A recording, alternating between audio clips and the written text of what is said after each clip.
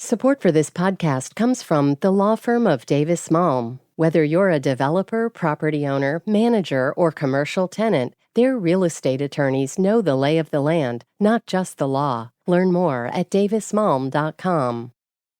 WBUR Podcasts, Boston.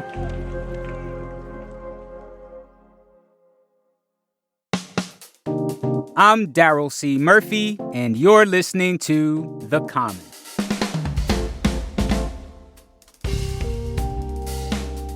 WBUR senior education reporter Carrie Jung, welcome back. Hey, Daryl. Happy to be here.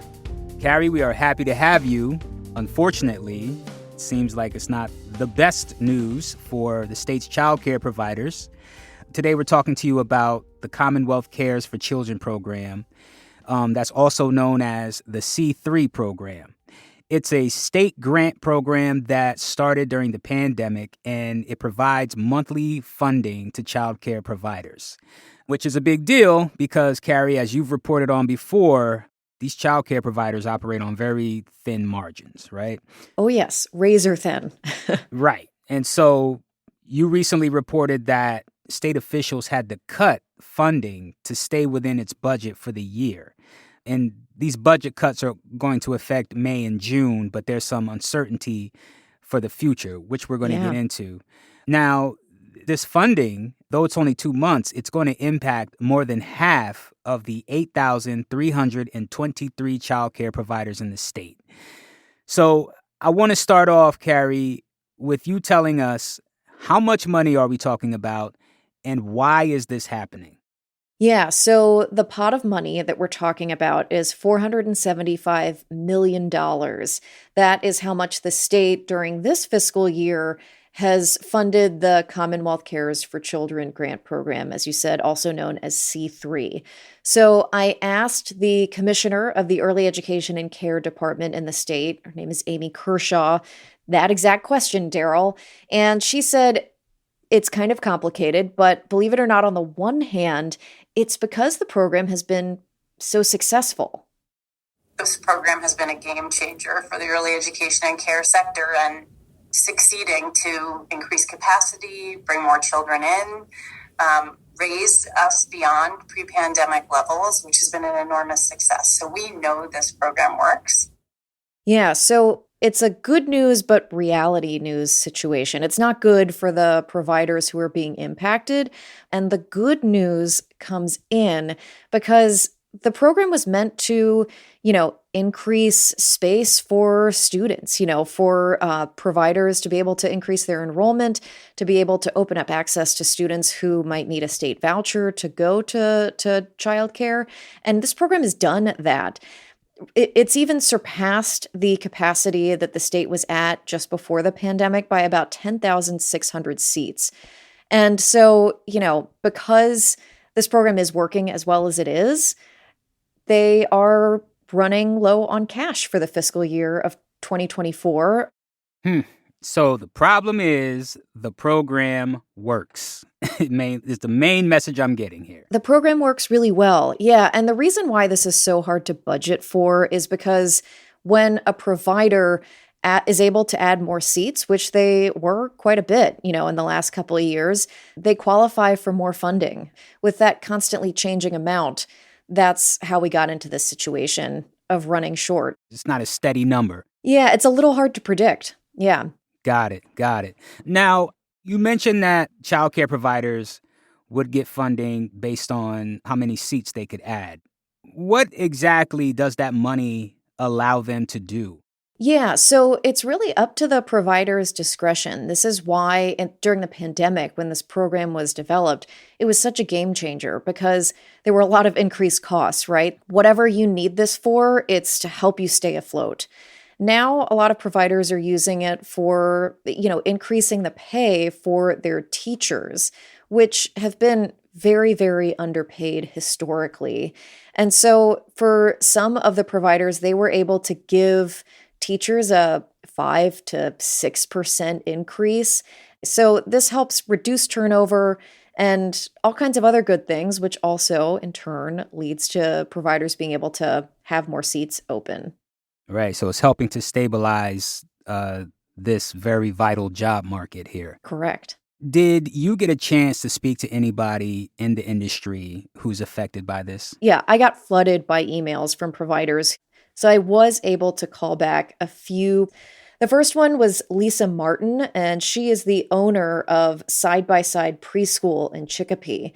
And she says, on the one hand, it's good that she has about a month or so to figure out what's going to happen. But then, of course, she's like, I actually don't really know what to cut here. Here's how she describes it. At least I have a month where I can kind of look at this and say, okay, now what am I going to do? I can't cut staff because then I have to cut enrollment, and I can't say to a parent, you can't come anymore because I don't have the staff. Yeah, that's tough. It's a tough decision. She does have a couple programs that are extras, but were important to her families. Like, she did have a program that, if a family didn't qualify for a voucher, or maybe they're on a long waiting list to get a voucher and they needed the financial help, she could give them somewhat of a discount. And the C3 grants helped with that. So that might be on the list of what to cut. She's still deciding. She doesn't really have many good options in terms of what to cut. And so that's really hard. Another provider I talked to was Caitlin Maddox, and she is the co-executive director of the Family Cooperative in Watertown. And, she felt disheartened by this whole thing.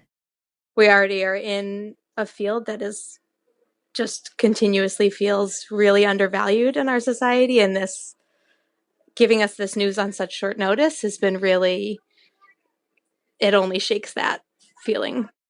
Yeah, you can tell she's pretty down about it. And I just want to give you an idea of how much funding this is for a provider. On a monthly basis, if she were to get the full amount, if Caitlin was able to get the full amount of her C3 grant, it comes to about $15,000. And so losing 75% of that for 2 months, it's going to hurt. Yeah, that's a big chunk. Wow. Carrie, we're going to take a quick break here, but when we get back, I want to talk about the childcare industry more broadly and what state lawmakers are doing about it. So we'll be right back.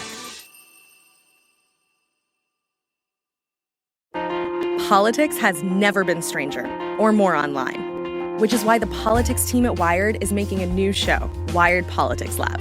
It's all about how to navigate the endless stream of news and information and what to look out for.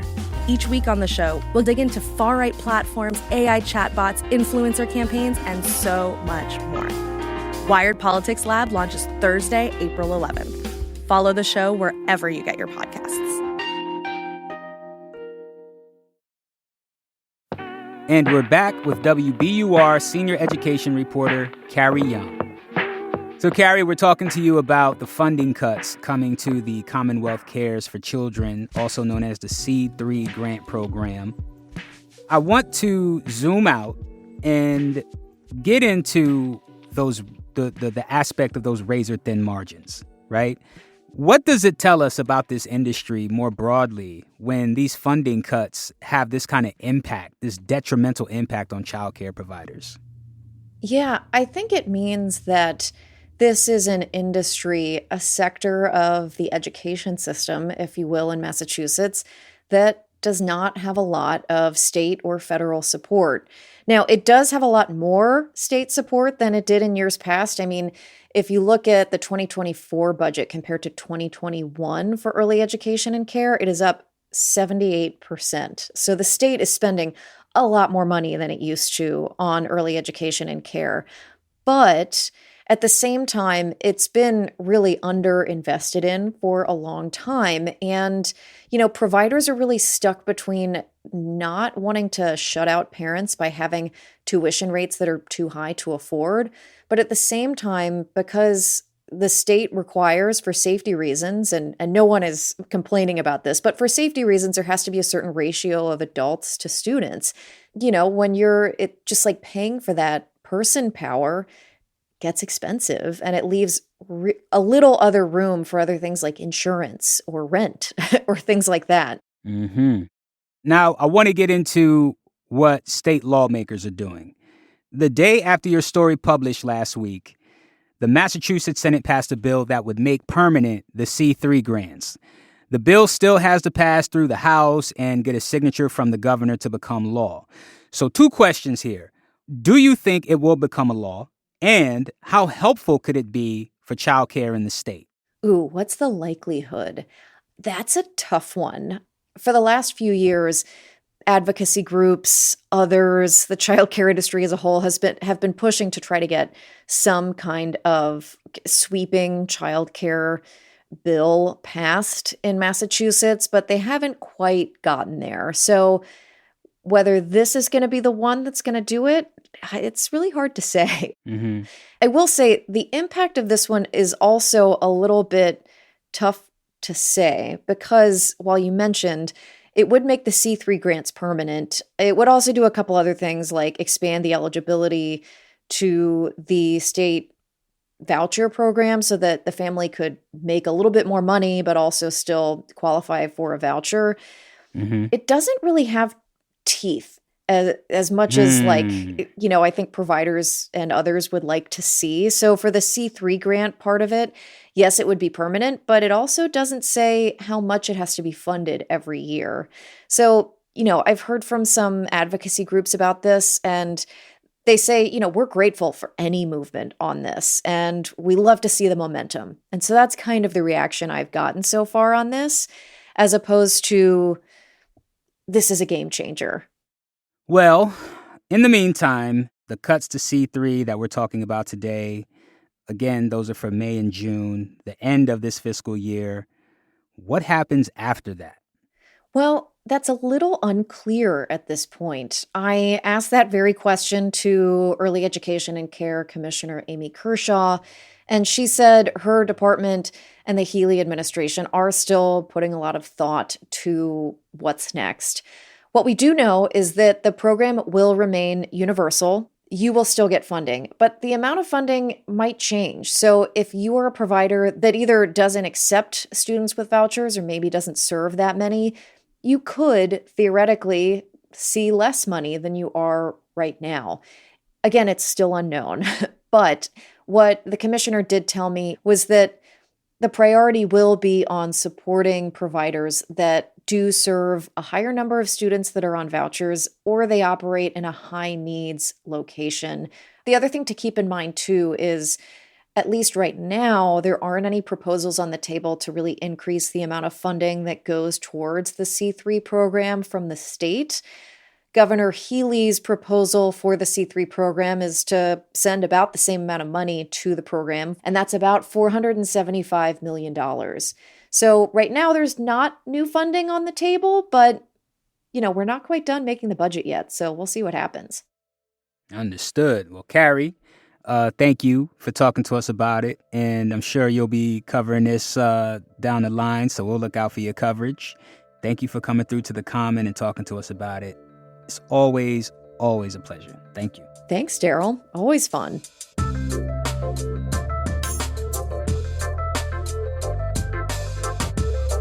That's WBUR senior education reporter Carrie Jung. And that's our show for today. Thank you so much for listening to The Common. If you want to get in touch with us, feel free to head on over to Instagram and send us a message at WBUR The Common. You can also send us an email at thecommon@wbur.org. I'm Daryl C. Murphy, and I will talk to you tomorrow.